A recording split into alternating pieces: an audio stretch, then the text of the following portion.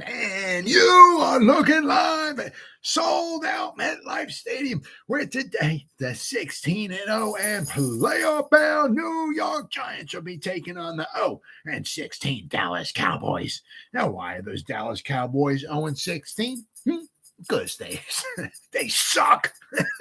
Welcome to the Gridiron. Anybody out there at all, you want to spend a little bit of time with me here this evening, I greatly appreciate it. Thank you so much. Or if anybody's going to spend any time watching a replay of this, once again, sorry, my dogs. My dog waits for me to start talking, then he wants to get sit right next to me. He doesn't do it before I start. He waits for me to get started. And just as I get started, then he starts coming over here. So I got to push the chair out of the way. But anybody spend any time watch me at all, thank you so much. I greatly appreciate it. I'm going to try to go about 30 minutes here tonight, shoot my mouth off for about 30 minutes. Anybody got anything to say at all, please feel free, fire away, throw it in the chat box. I try to check on the chat box like every 5 to 10 minutes or so. So anything gets put in there, as soon as I see it, I try to respond to it. So please feel free, fire away, throw away in the chat box. Before we get started, anybody wants to help support my channel, it would mean the absolute world to me. The top link in the description box takes you to my membership page. Okay, I got 3 different membership levels. The first one's called the Saquon. The second one is called the Lawrence Taylor. And the third one is called the Gridiron. Each one has their own little perks to them.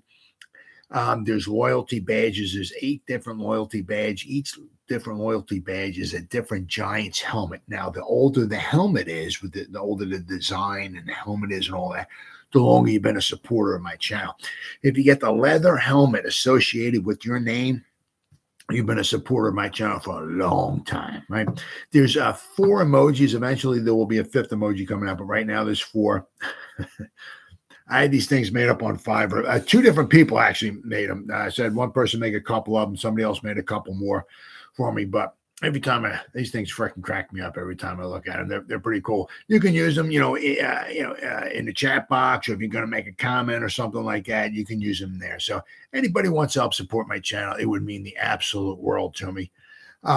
And if you're not subscribed to my channel, please go down below, hit the subscribe button and the bell icon. That way, next time I go live or put a video out, right, you'll be notified. And it's free of charge. What do you got to lose, right, people? Right now, I got 6,220 subscribers. I just went over the 6,200 mark. What the hell I started the day with? Started the day with 6,193. So right now, my bat math going on. I went up 27 subscribers so far today. So I'm on my way to about 30. I mean, ever since the season's been over with, I'm getting pretty much like 30 or so, 30, 35, whatever, maybe subscribers every day. So I mean, that's unbelievable. That's fantastic. I mean, the season's over with. I'm still getting almost 30 subscribers every day. Thank you. It was maybe like 3 weeks ago, whatever it was, somewhere around there. I went over the 5,000 subscriber mark. I couldn't believe it. It's unbelievable. I never thought in my wildest dream when I first started this channel I'd actually have over 5,000 subscribers. And now I have over 6,200 subscribers and going strong. So once again, if you are subscribed to my channel, thank you so much. Thank you. And if you're not, please, I said, go down, hit the bell icon and subscribe button. Right? It says it's free of charge. What do you got to lose? And then finally, okay, in the description box, there's 2 links, 2 Facebook links, okay? The top Facebook links takes you to the New York Giants, the Gridiron. It's a group, okay? Right now, what do we got? What we just went over the 2,500, not 1,000, 2,500 member mark.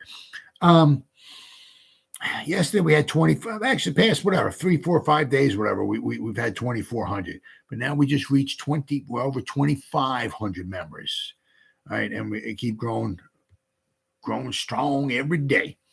Now, as I said, this, between this Facebook group here and the Facebook page, which I'm going to talk about in a minute, I put like at least an hour every day, 7 days a week into the group and the page, right? So that's like at least 2 hours a day.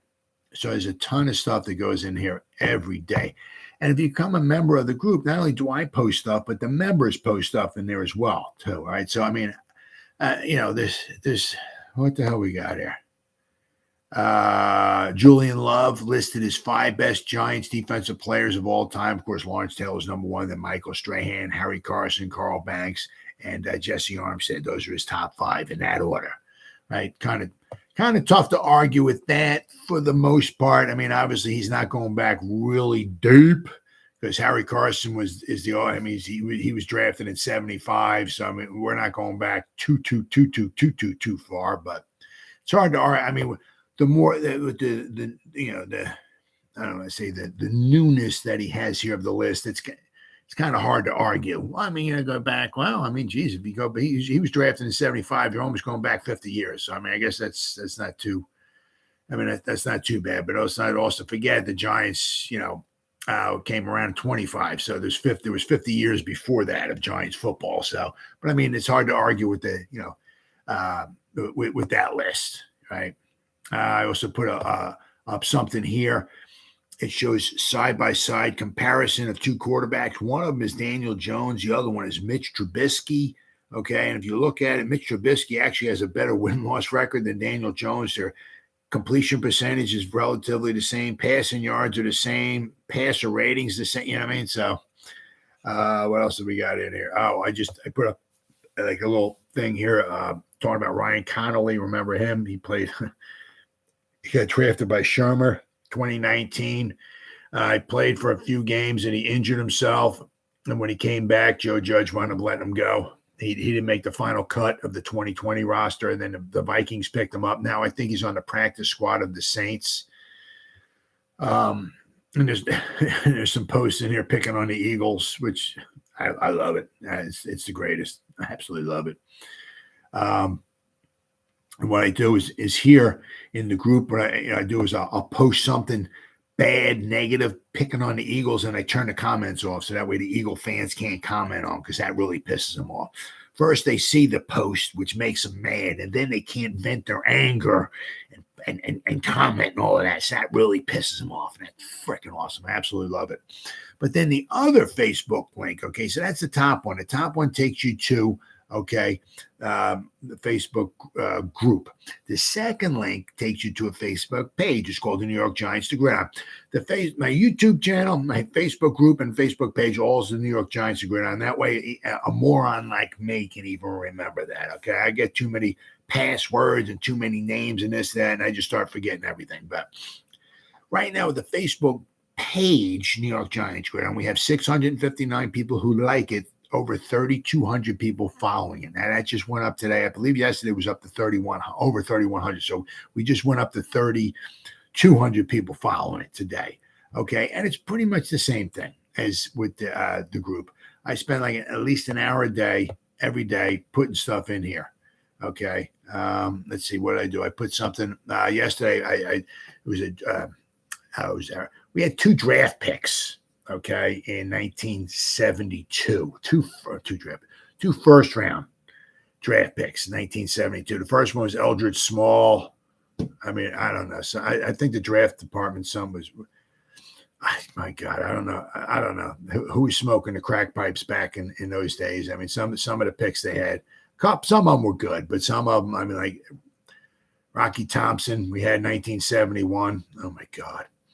Eldridge Small, I mean, 1972. He was our first rounder. And then we drafted Larry Jacobson, who was a phenomenal college defensive lineman with Nebraska. He was an Outland Trophy winner, a phenomenal defensive lineman. He had his first year with the Giants, 1972. It was nice. Then, unfortunately, he only wound up playing 3 years in his career due to injuries, and his football career was over. 72, he had a nice year. The Giants had a nice year. The Giants were 8-6 that year. Larry Jacobson, I believe, had like 4 sacks. Nothing phenomenal, but it was his rookie season, and he had a nice year. 1973, he stepped on at a pole. He stepped on a piece of glass and wound up severing a tendon or something, I believe it was. And he played in 8 games, but he only started 1 in his second season. So his season was cut short from that. Then his third season, He was having problems with his back. They also found another piece of glass in his foot. So that kind of did in his, I guess, third. So he played some, but he was never the same person after that with his foot and all. Then in 1975, in training camp, he said one of the running backs in a drill cut his legs out. Some other guys fell on him. He broke his leg in 75, and that did a season in for 75. 76, he came back to try to play, and the Giants flunked him for a physical, and he never played ever again. So I did a little thing on Larry Jacobson. I got something here. Lawrence Cager from his touchdown reception against the Seahawks tied the game at 7. In a Week 10 game. I'm sorry, against the Texans, tied the game at 7. Week 10. So all kinds of stuff I got. In both of them. I try not to commingle. So basically, whatever I put on the Facebook group, I don't put in the page, and vice versa. So if you go to the page and you like it and follow it, and you go to the group and become a member, between the two, you get a ton of New York Giants information, different stuff every day, right? 7 days a week. So what do you got to lose, right, folks? All right, so all that stuff out of the way. All right, now it was one thing I remember. Jerry Rice said, he said after the season was over with, right? It was either 1 week or 2 weeks he took off. Okay. And he was back to training. The man did not F around. You know what I mean? So whether they won the Super Bowl or lost in the play or whatever it was, he took 1 week or 2 weeks off. I can't remember exactly what it says, but then he was back. So, so if they lost in the first round of the playoffs or whatever, and say his season was over with January 15th, by the end of January, or maybe the February 1st or whatever, he was training. There was none of this, I'm taking off all February, all March, maybe I'll come back in April, but no. Man got to it. So what Daniel Jones, all right? Daniel Jones is going to be playing somewhere next year. Now, whether it's the Giants or what, but he's going to be playing someplace, all right? So he's already training. It was someplace in Massachusetts. Daniel Jones back working out at, I guess it's Cressy. Looks like Sports Performance. Giants quarterback Daniel Jones may be without a contract at the moment, but that's not slowing him down one bit.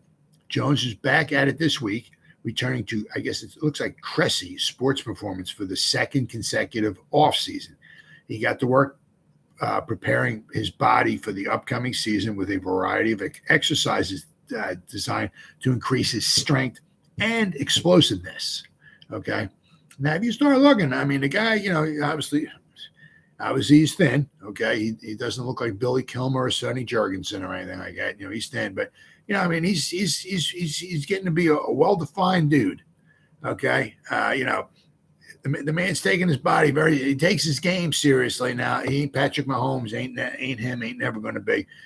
He takes everything very, very seriously. Okay. So, he's out there working on his body. All right. And it says here, because the Giants have a returning head coach, which is kind of odd for the Giants. They're usually firing their coaches, but since they have a coach who's returning, okay, they're not permitted to begin their off-season workout program until April 17th. So, about a little less than 2 months, they're able to go back, okay? But accordingly, Jones is headed up to Massachusetts to get a head start on things. So I guess that's where that place is at, is in Massachusetts.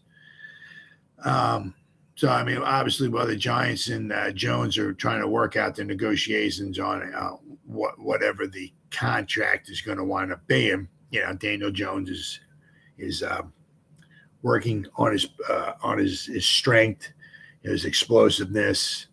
So he's taking it seriously, right? And once he can get into the building, I'm sure he'll be in there too as well. So, regardless, he's not Kyler Murray. Right, Kyler Murray, they had to write stuff specifically in his contract.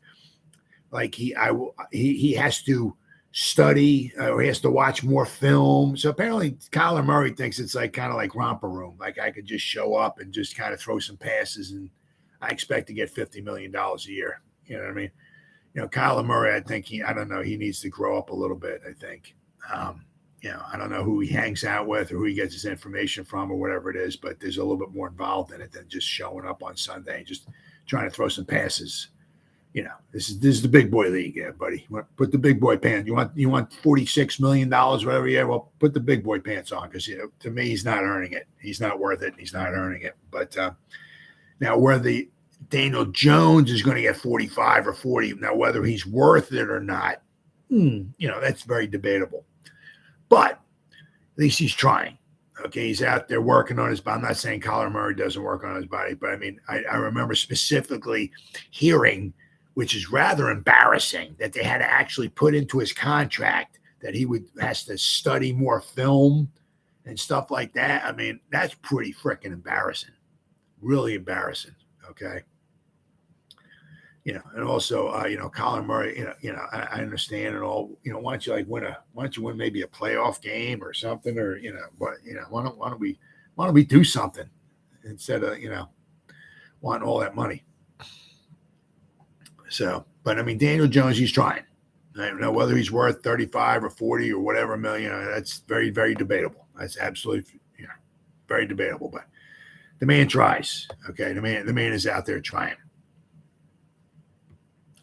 Now I saw there was an article. If I can find it here. The Giants. Okay. Now, I saw a couple articles. One of them from, I forgot, I was looking for the other one. I can't find it. But one of them from NFL.com. Okay, they were grading the Giants. I think the other one I saw, I think the Giants got a C or a C minus for their draft grade. But this one's from NFL.com.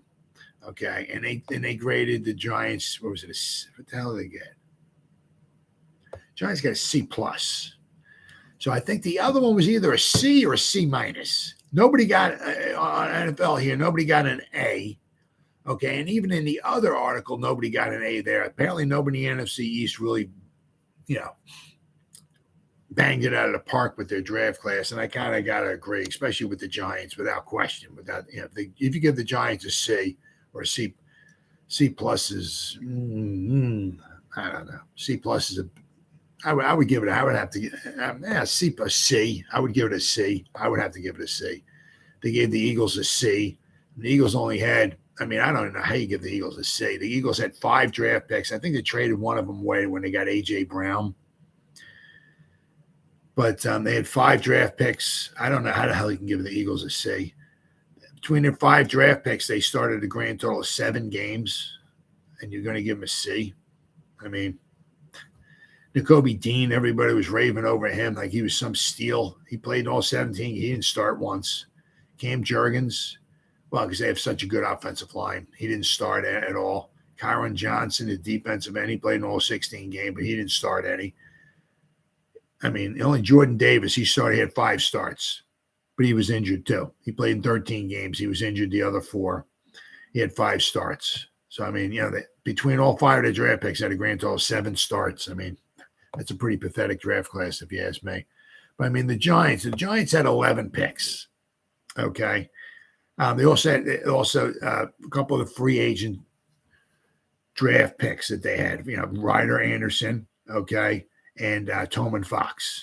Okay. Toman Fox played a lot, especially special teams. Okay. He did have 1 start.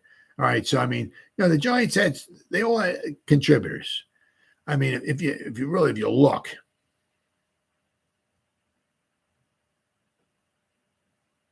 yeah. Okay. Well, wow. 1, 2, 3. Hold on. 3, 4, 5, 6, 7, 8, 9, 10, 11. Okay. They had 11 draft picks, and they had there's the 2 notable free agent signees that they had. Okay, which is Ryder Anderson and Toman Fox. Okay. So for the Giants, okay, they had between the free agent draft picks, the notable ones that they had, okay, and the 11 draft picks that they had, okay, that's the grand total of 13 picks they had, okay, 11 draft picks and 2 the notable free agent draft picks they had, all right. But out of those 13 guys, 10 of those 13 guys actually started football games. Now, the only reason why McKeithen and Beavers didn't start football because they didn't make it to the regular season. They got injured, okay? McKeithen got injured first, and then Beavers got injured in the game against the Bengals, I think it was. It's the same one where, he got injured in that game. And Kayvon Thibodeau got injured in that game, and the dude came out, took his legs out, injured him there. So, I mean, the reason why, who's the guy? Okay, DJ Davidson. DJ Davidson is the only one who made it to the regular season, okay, who didn't start in any games. And then basically that's why. Well, it's because you got Leonard Williams and Sexy Dexy. You're not starting over them. But he only played in he played in 5 games, but obviously, he got injured too. And then, of course, he missed the season. But, I mean, you look at everybody else. Everybody else had a start, all right? Kayvon Thibodeau started 14 games. Evan Neal started 13 games. Wan'Dale Robinson started 3 games. Joshua Ezeudu started 2 games before he got injured. Cordell Flott started in 6 games. Daniel Bellinger started 11 games. Dane Belton started in 5 games. Micah McFadden played in all 17 games, had 7 starts. Then you had Davidson, McKeithen, and Beavers. Those 3 guys did not start. But the reason why McKeithen and Beavers did not start is because they never made it to the regular season. If Beavers made it to the regular season, guaranteed he was starting. Guaranteed he was starting. Somewhere along the line, he would have started. McKeithen, not so sure because we had a little bit of a backlog as far as the offensive line. We had a ton of offensive line. A lot of guys getting injured, but we also had a backlog of so we had a bunch of guys. So I don't know if McKeithen would have maybe started a game, but I mean, neither one of those guys made it to the regular season. Okay, then we got Ryder Anderson and Toman Fox. Ryder Anderson started 2 games, and Toman Fox started 1 game. Okay, so I mean, so they got production, right? From I don't want to say production, starts, okay, from the guys that. So you got this many free agent, draft picks and free agent draft picks in there as well. There's 13 guys. You got 10 of those 13 actually started games for you. Young guys, just some babies, all right? And you wind up going 9-7-1. That's pretty impressive. Pretty impressive. Okay, now, all that aside and all and everything, we that's the good. Okay, Kayvon Thibodeau had a nice season, right? Did he set the world on fire? No. Evan Neal, he's got a little ways to go. I mean, hopefully he's, it's tough to step in there year 1 and become like an all-pro, right? So there were times there he was kind of like a little bit of a turnstile. He certainly had some problems. Let's hope he works on his craft. Let's hope he's doing what Daniel Jones is doing. Let's hope he, next year he takes another step forward. Maybe by his 3rd year, he might be, Andrew Thomas-like, maybe. Keep your fingers crossed. Wan'Dale Robinson did some nice things, but got injured. Joshua Ezeudu had 2 starts, played in 10 games, but got injured. Cordell Flott had 6 starts, okay, didn't set the world on fire. And Daniel Bellinger, played in 12 games, but he got injured. Dane Belton had 5 starts, had a nice job. He had some, he got some turnovers. Micah McFadden, 7 starts. I'm not certainly going to say, he was depth. He's certainly not going to say he started. I mean, once again, he was a round 5 pick. I mean, between Davidson, McFadden, McKeithen, I mean, they're round 5 picks. Like maybe there's some depth pieces. I don't know if McFadden's ever going to wind up setting the world on fire, right? I mean, he was one of the reasons why, one of the reasons why the Giants' run defense is a little weak.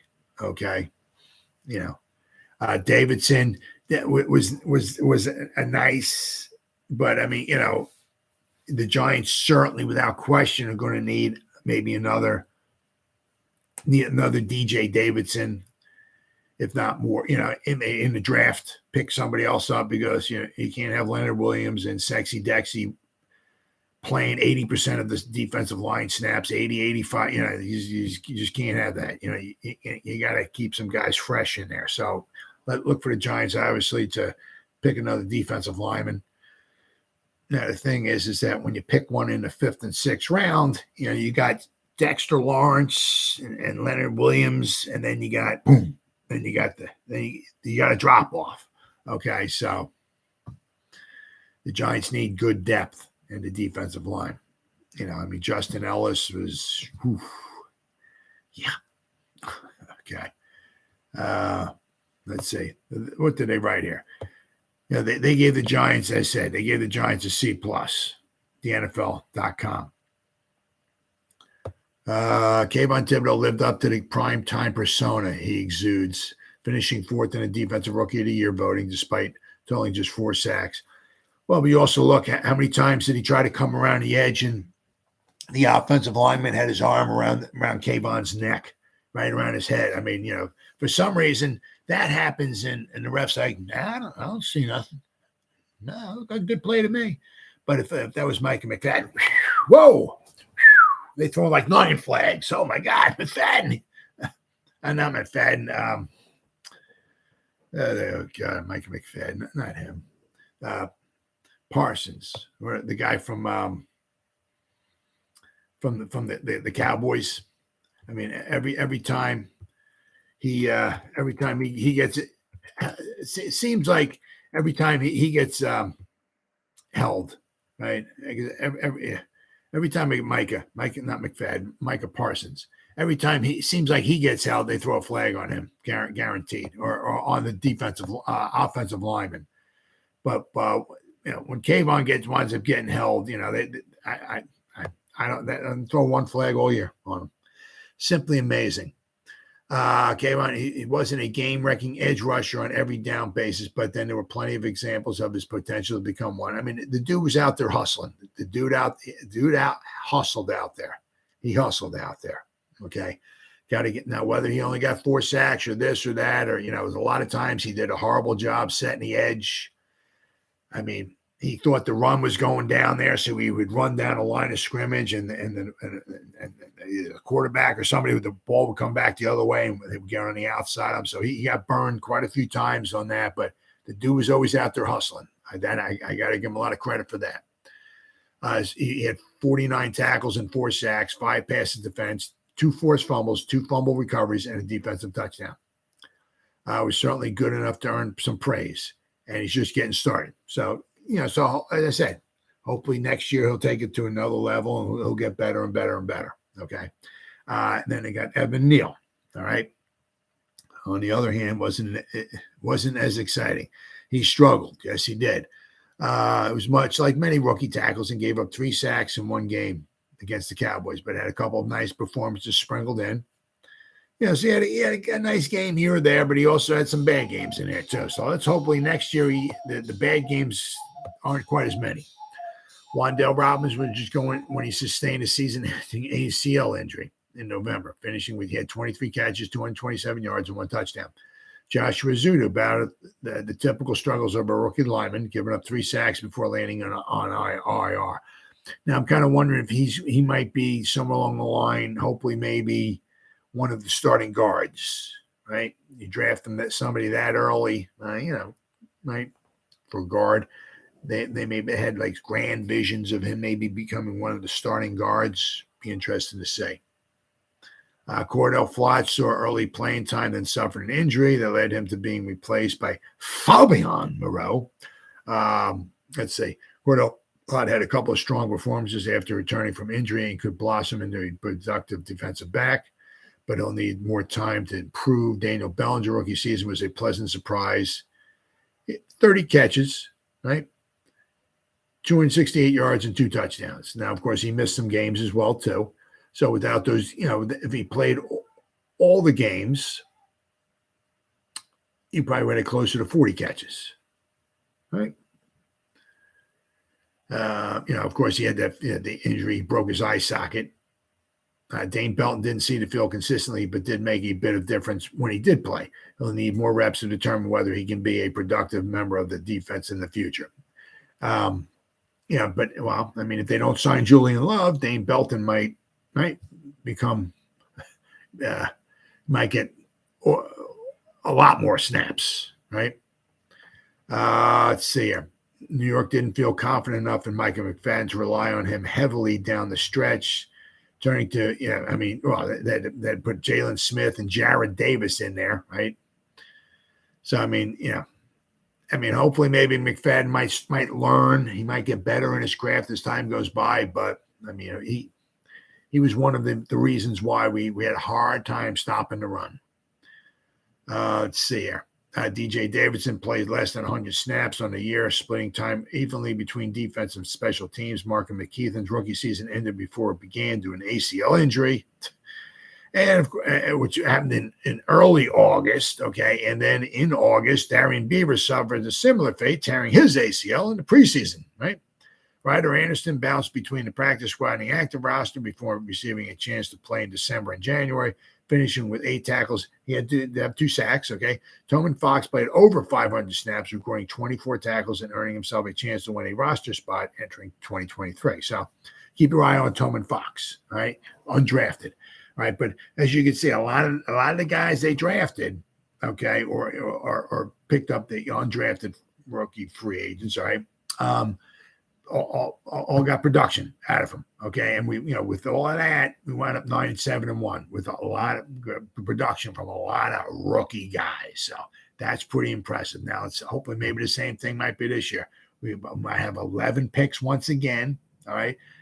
After the draft is over, you might have, you might bring in some undrafted rookie free agents, right? Maybe one or two of those might make the team. Who the heck knows? But, so we're going to have a lot of young guys, right? A lot of young guys. Now, of course, since unfortunately, this might be one of those times where we might take a step backwards record-wise. We finished 9-7-1, but now we have all these veteran guys like Richie James and Slayton, Sterling Shepard, Feliciano, Gates. I can go on and on here, guys. But Julian Love, right? Who, because we may not be able to sign, so that a lot of our top talent, okay, that we can't bring back because we might be dishing out money to Saquon and Daniel Jones. So a lot of these guys, we got 18, 20 guys or whatever. A lot of them, most of them, we ain't going to be able to bring back. So a lot of our upper echelon talent are going to be gone. And we're going to be replacing them with a bunch of rookies. Okay, and now we're going to be playing a harder schedule next year. So if there's a chance that we go from 9-7-1 to 7-9-1, that's a possibility. That's certainly a possibility. Why? Well, because football, it's a business. You only got so much money to dish out. Okay. And, when you got to pay your quarterback and possibly your running back, that's not going to leave a lot of money to bring in other guys or to re-sign other guys. So a lot of our top talent that we had last year are going to be gone. Right. And I said they're going to wind up getting replaced with a lot of young rookies, young, obviously inexperienced rookies. OK, so and some of that's also going to, even going to get replaced even so much also by like maybe a McKeithen. Right. Darian Beavers, guys that came, who didn't even play last year. Right. So you're going to have this huge influx of new young talent coming in, unexperienced talent. OK. That's going to keep your roster young and hopefully cheap and all and everything, but not much experience. So with that in hand, and also with a harder schedule, don't be surprised if the Giants don't take a step back this year. Don't say, well, we 9-7-1 last year. We should win at least 10 or 11 games this year. Maybe not. So, right. But that's just the way it is. But I think giving the Giants a C or so, definitely. Because a lot of the guys, they had 2 top 7 picks. Pick number 7 really struggled. Okay. A lot of the other guys were injured. Basically half the draft class almost. 5 out of 11 wound up on season-ending IR. Okay. So it's kind of tough to really put a good grade on a draft class when half the draft class is injured. Right. So, a C is a good grade I'd have to give him. Kayvon did nice. Did he set the world on fire? No. If he was Sauce Gardner, I think that grade would have been better. Sauce Gardner was there at number 5. Little sauce on the side, Gardner. I think the Giants maybe would have ran up to the podium. There we go. There's our pick, right? If it was between Sauce and Kayvon, maybe they would have picked Sauce. So, I mean, if that was the case, then maybe you could see this being maybe a B minus or something like that. But I'm saying, look, Kayvon was a nice pick. He's a good edge rusher, hopefully for the long term, for the future. He may not have unbelievable numbers, this, that, the other thing, but hopefully maybe start next year. Maybe he'll start getting some of those holding calls on him, right? Which he should have this past season. But the man hustles. The man was out there hustling. So I got to give him that. I always see. I didn't see many players where I saw number 5 just like kind of lollygagging around. The man hustled. So I got to give the man a lot of credit for that. And then finally, we got, the Giants need, that was the one. They got a lot of problems. They got a lot of holes. One of them, it's not so much, the starters at your defensive line, Sexy Dexy and Leonard Williams. It's when they come out of the game and the talent kind of like drops off the face of the earth. DJ Davidson was in there, but then he got injured. But like Justin Ellis. Some of the guys were just, So hopefully we're going to get Davidson back this year from injury. All right. Don't be surprised, obviously, if the Giants don't grab at least one defensive lineman in the draft. Right. You got to get somebody else in there. Now, if you're picking a defensive, for the most part. If you're picking a defensive lineman in the 5th or 6th round, right? Yeah. Depth. Don't look for somebody, unbelievable. Right. But that's one of, there's obviously cornerback, a wide receiver, obviously, maybe a running back, right? Interior offensive line, interior defensive line, inside linebacker, So, maybe another tight end, right? So, but interior defensive lineman is one of those spots that the Giants are going to definitely, without question, have to draft, right?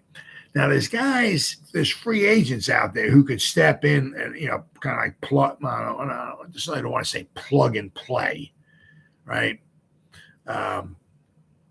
Because, you're not looking for a starter, right? Hopefully the Giants can work something out with Leonard Williams where they can maybe extend his contract, right? Maybe add another 2 years onto it or so, because he said he loves playing with Dexter Lawrence. So we can keep those 2 guys right around for another few years. That'd be fantastic. So you don't need a starter, but you need some depth. Okay. Now, just looking here, there's definitely guys, Payne from Washington. But and Hargrave from the Eagles, Dalvin Tomlinson, right? But with Wink's defensive scheme, right, you don't need one of these upper echelon guys in there. Plus, the Giants can't afford it. Plus, the Giants, we're going to spend like, say, 10, 12, 13, 14, whatever, $1 million on a free agent this season coming up. It ain't going to be on an interior defensive lineman. That ain't happening, okay?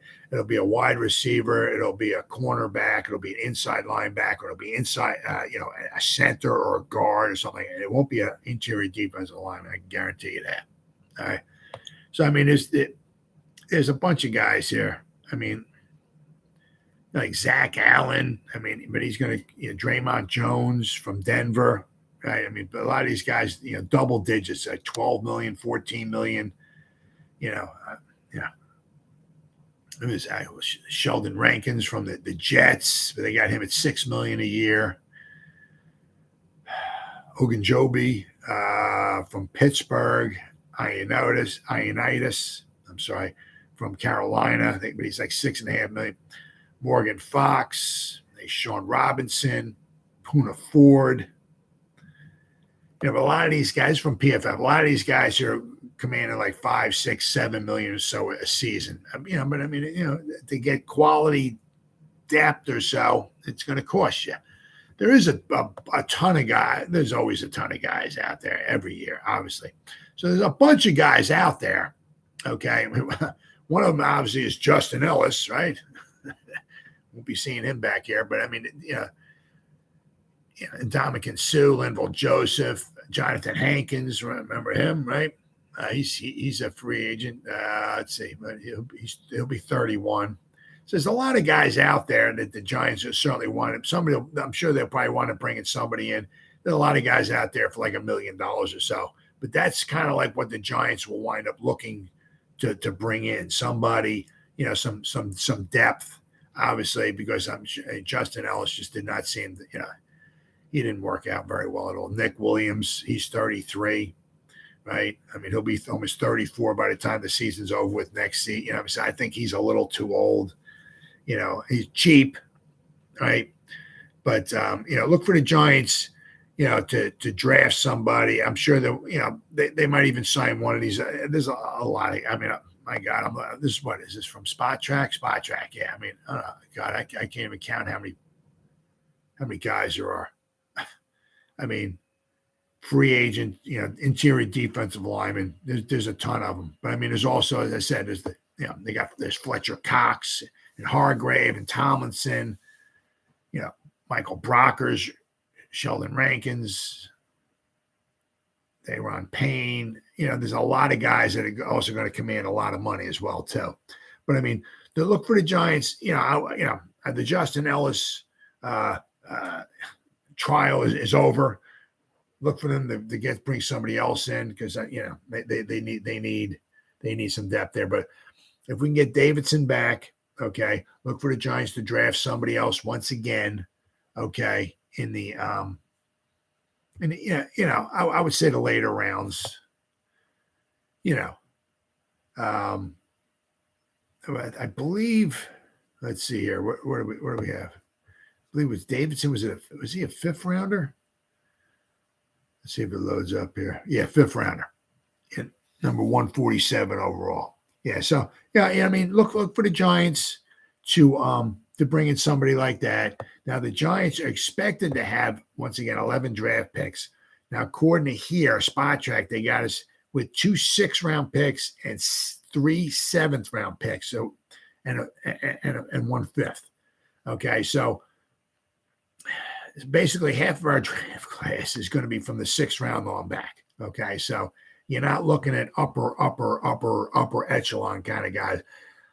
Some of the times I almost kind of wish that like Shane would take some of these picks. What are you going to 3 7th-round picks? It's like, he's just trying to get more bites of the apple, I guess.